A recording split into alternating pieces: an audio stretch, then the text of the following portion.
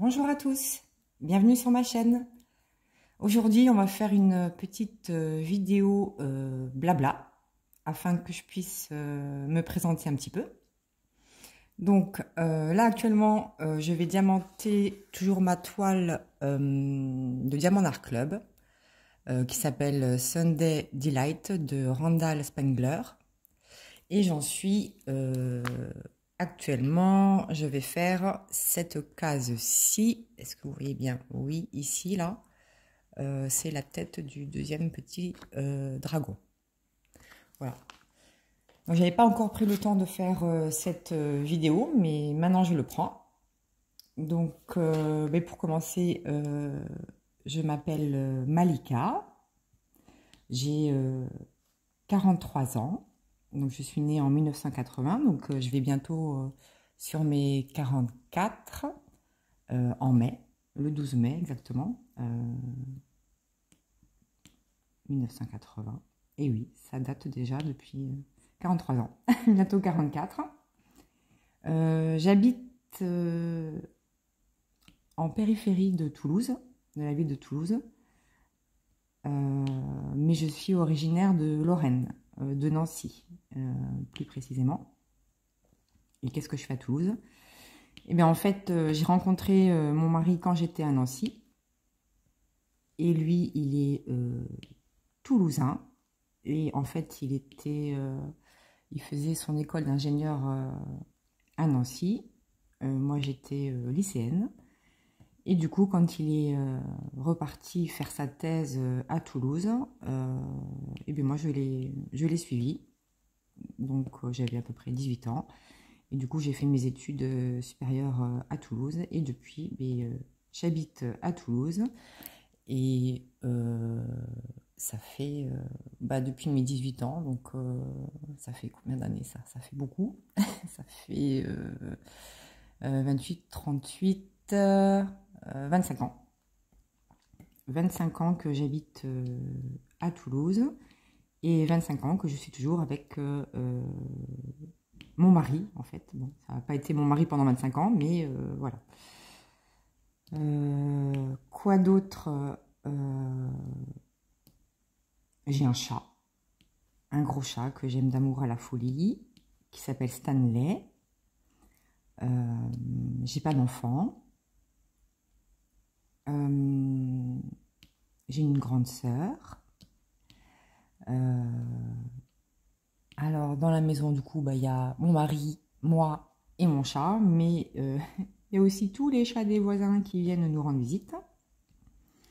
Il y a aussi les oiseaux du jardin, parce que j'aime bien les oiseaux. Donc, je leur donne souvent des graines ou des boules de graisse. Et donc, je les vois quasiment tous les jours.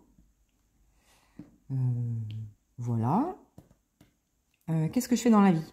Alors, je suis responsable d'un service financier et administratif au sein d'un laboratoire de recherche d'une université à Toulouse. Ça fait pas longtemps, hein, d'ailleurs, ça fait quelques mois. Avant, j'étais dans la scolarité. D'ailleurs, j'ai repris le travail aujourd'hui. J'appréhendais parce que aujourd'hui, on est le lundi 8 janvier et j'ai eu 2 semaines de vacances, ce qui n'est pas du tout négligeable. Mais ce sont des vacances imposées par l'université. Je ne vais pas m'en plaindre, hein, je suis contente. Et j'appréhende un petit peu ce matin la reprise parce que je me suis dit 2 semaines d'absence, ça va être l'enfer. Tout le monde va me sauter dessus pour me dire il y a tel problème, il faut régler ci, il faut régler ça, etc. Le nombre de mails aussi. Et puis en fait, non, c'était assez calme. Les gens ont été pas mal occupés, je pense, pendant leurs vacances. Et du coup, mais j'ai pas été harcelée. Donc, reprise finalement en douceur. Voilà. Après, oui, c'est vrai, ma soeur... elle m'a dit « Ah, mais c'est génial, tu as ouvert une chaîne YouTube, mais il faut quand même que tu penses à te présenter, à mettre une photo de toi, parce que les gens, ils ne te connaissent pas, ils ne savent pas quelle tête tu as. » Et je dis « Ah oui, c'est vrai. » C'est une chose à laquelle je n'avais pas du tout pensé. Donc du coup, je vais vous mettre une photo de moi. Là, je vais l'insérer dans la vidéo. C'est une photo qui date de l'été dernier, hein, elle est pas très vieille. C'était à l'occasion d'une visite d'un parc des Loups dans les Pyrénées. Et voilà, il y avait une petite balade à côté. Et c'était bien sympathique. Du coup, on avait fait des photos là avec ma soeur. J'avais été visiter le parc des Loups avec ma soeur. Et voilà. Donc, je vais vous mettre ma tête d'œuf, comme dit ma soeur, parce qu'avant, j'avais la raie au milieu. Et ma soeur, elle me disait, tu ressembles à un œuf. Elle me dit, il faudrait qu'on te mette un faux sur la tête et tu pourrais faire un œuf de Pâques. Donc, depuis, je n'ai plus de raie au milieu. J'ai la raie sur le côté avec une petite frange. Voilà.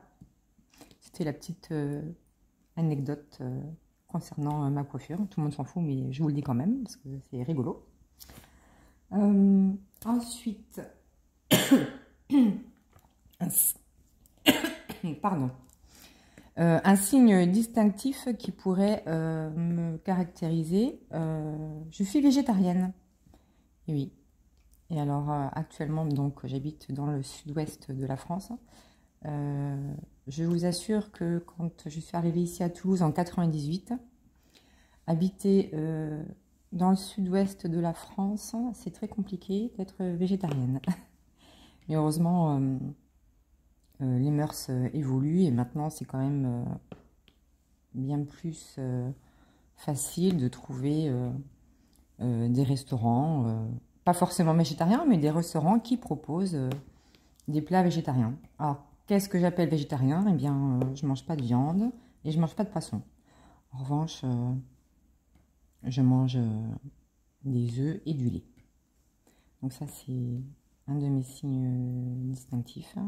Ça fait très longtemps d'ailleurs hein, que je suis végétarienne. Ça fait au moins 28 ans, je pense. Ouais, j'ai commencé, je devais avoir 14 ans, 13 ou 14 ans. Essentiellement pour des raisons éthiques.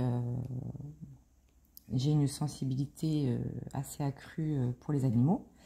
Et du coup, je sais pas, je suis tombée une fois sur un documentaire et ça m'a tellement traumatisée. Il y avait une sorte de prise de conscience et une sorte, voilà, je me disais, mais mince, mais je mange des animaux, mais j'adore les animaux, mais c'est pas possible. En plus, ils sont très maltraités. Donc voilà, depuis ce jour-là, du jour au lendemain, plus de viande. Mais alors, plus du tout, plus de viande, plus de poisson, plus rien. Ça a été. D'ailleurs, ma mère a failli s'arracher les cheveux, mais bon, c'est comme ça. J'ai changé de couleur. Bon, après, ça m'empêche pas de vivre. Hein. Mon mari, il n'est pas du tout végétarien. Même au contraire, c'est un vrai viandard avec magret de canard, foie gras et tutti quanti. Bon, ça ne me gêne pas. Hein, voilà, mais bon, on a une certaine tolérance tous les deux et ça se passe très bien comme ça. Ensuite, parlons un peu de loisirs créatifs. Alors, j'ai commencé les loisirs créatifs il y a très très longtemps. J'étais jeune, hein, je pense que j'étais étudiante. Et à l'époque, c'était dans les années 2000, hein, à l'époque, je faisais de la peinture par numéro. C'était pas très répandu et je me rappelle que c'était une sorte de collection hachette comme ils font actuellement pour d'autres loisirs créatifs, hein, pour le crochet ou le point de croix. Mais là, ils avaient sorti une collection peinture par numéro sur, je crois que c'était Picasso à l'époque, je ne me souviens plus trop. Et donc, j'avais fait ça un temps. Après, ça m'est passé. Je suis passée à la création de bijoux avec des perles de Swarovski. Il y a une époque, c'était la folie, on en voyait partout. Il y avait même un énorme rayon chez Cultura, je me souviens, avec des centaines de perles. Voilà, donc je faisais beaucoup de bagues. Je les vendais pas du tout, hein, c'était juste un plaisir, mais je faisais des créations essentiellement de bagues, de colliers, de bracelets, de boucles d'oreilles. Et puis ça m'est passé. Ensuite, il n'y a pas si longtemps que ça, il y a 2 ans à peu près, ou 3 ans, j'ai commencé le coloriage mystère. Alors ça, c'est grâce à une collègue de travail. je sais plus, au cours d'une conversation, on parlait de choses pour un peu déstresser, pour se détendre. Et du coup, elle me parle de coloriage mystère Disney. Et alors là, je dis, mais qu'est-ce que c'est que ça? Je connais pas. Du coup, je m'y suis un peu intéressée. Et alors là, ça a été la vraie folie. J'ai acheté beaucoup de feutres. J'ai acheté quelques crayons de couleur. J'ai acheté des livres. Et j'en ai fait très très longtemps. Du coloriage mystère. C'est vrai que ça permet de concentrer son esprit, d'avoir les mains occupées à quelque chose. Et du coup, c'est vrai que ça détend. Ça permet aussi de penser à autre chose, de décompresser, déstresser. Et ça m'a fait un bien fou. Et du coup, je me suis mise à regarder des vidéos sur YouTube de personnes qui faisaient du coloriage mystère. Et je suis tombée sur des personnes qui faisaient et du coloriage mystère et du diamond painting. Et alors là, je dis, qu'est-ce que c'est que ça, le diamond painting? Et du coup, bah, rebolote, j'ai commencé à m'y intéresser. Et ça fait 1 an et demi à peu près. Et là, ça a été une révélation. Je change de couleur encore. Une vraie révélation. Vraiment, le diamond painting. J'ai commencé par des toutes petites toiles. Et plutôt en diamants spéciaux. Et alors là, ça a été l'amour fou dès le début. Vraiment, j'ai découvert cette activité, mais qui est pareil, qui est magnifique. Elle me détendait énormément, elle me faisait un bien fou. J'arrivais à faire des petites toiles assez rapidement. Le rendu était joli. Enfin, il y avait beaucoup de choses qui me plaisaient dans le diamond painting. Et depuis 1 an et demi, je fais que ça quasiment. Donc voilà un petit peu le tour de mes loisirs créatifs. Qu'est-ce que je peux vous dire d'autre encore? Alors oui, pourquoi une chaîne YouTube? Bah, en fait, ça fait un petit moment que j'y pense, parce que finalement, j'achète pas mal de choses. Je suis pas mal de personnes aussi sur YouTube, et j'adore les échanges. J'adore voir ce que choisissent les gens, j'aime bien les conseils. Et j'avais envie de faire partie de cette communauté. Parce que c'est une passion, quoi. C'est vraiment devenu une passion. Maintenant, j'en fais très souvent. J'en fais pas le matin, parce que alors là, le matin, je suis pas du tout du matin. Alors là, moi, il me faut 3/4 d'heure pour me réveiller. Donc, il n'est pas envisageable que je fasse du diamond painting le matin. Sauf le week-end, hein, mais en semaine, c'est impossible. En revanche, je fais du diamond painting entre midi et 2 au travail. Alors, je fais des petits projets, hein, des petites toiles, des stickers. Et justement, ça me permet aussi de déstresser, de détendre, de me déconnecter. Et puis du coup, voilà, ça faisait un moment que ça me trottait dans l'esprit d'ouvrir une chaîne YouTube pour faire partie de cette communauté. Puis j'hésitais, parce que déjà que je trouve que j'ai pas assez de temps pour diamanter. Alors je me disais, en plus, s'il faut que je fasse des vidéos, ça va me prendre encore plus de temps. Je sais pas comment on fait. Alors ça aussi, c'était la question. Je sais pas du tout comment on fait des vidéos YouTube. Alors j'ai appris, hein, pareil, j'ai suivi des tutos là sur YouTube. J'ai appris qu'il y avait une appli qui s'appelait YouTube Studio. Ah, je connaissais pas. Et puis en fait, je m'y suis un petit peu intéressée. Et puis je me suis dit, bon allez, je tente, on verra bien. Ça m'a pris comme ça là pendant mes vacances justement. Et puis voilà, je me suis lancée. Alors c'est vraiment pas facile, hein, sincèrement. Même cette vidéo là, c'est assez compliqué, parce que mine de rien, il faut penser à tout. Est-ce qu'on a les bons réglages, le bon angle de caméra, comment va être ma voix, suffisamment forte, pas assez forte, est-ce que je parle trop vite, pas assez vite, la lumière, mon Dieu, la lumière, ça c'est atroce. Oh, surtout qu'en ce moment c'est l'hiver, donc il fait nuit très tôt, donc pour filmer avec la lumière de jour, autant vous dire, c'est presque impossible. à part le week-end. J'ai essayé de m'intéresser aux différentes lumières, mais alors là, j'ai rien compris. Hein. C'est trop compliqué pour moi pour l'instant. Donc, je verrai ça plus tard. Et puis voilà. Puis comme je viens de me lancer, hein, là, il y a une semaine à peu près. Mais c'est quand même très difficile hein, de se retrouver toute seule, de parler à son téléphone. Hein. Bon, je parle bien à mon chat, hein, vous me direz, mais bon, c'est quand même pas pareil. Voilà, donc c'est vraiment pas facile de faire des vidéos. Ça prend du temps. Ah, est-ce que vous voyez mon chat là? Hop, il passe. Non, vous le voyez pas. Il est juste à côté de moi. Il va me faire coucou. Donc ouais, c'est pas évident, mais bon, je pense que c'est un pli à prendre, hein, c'est une habitude à prendre. Enfin, j'espère. Et donc voilà, bon, je me suis lancée. C'est vraiment pas évident, mais bon, pourquoi pas, c'est sympathique.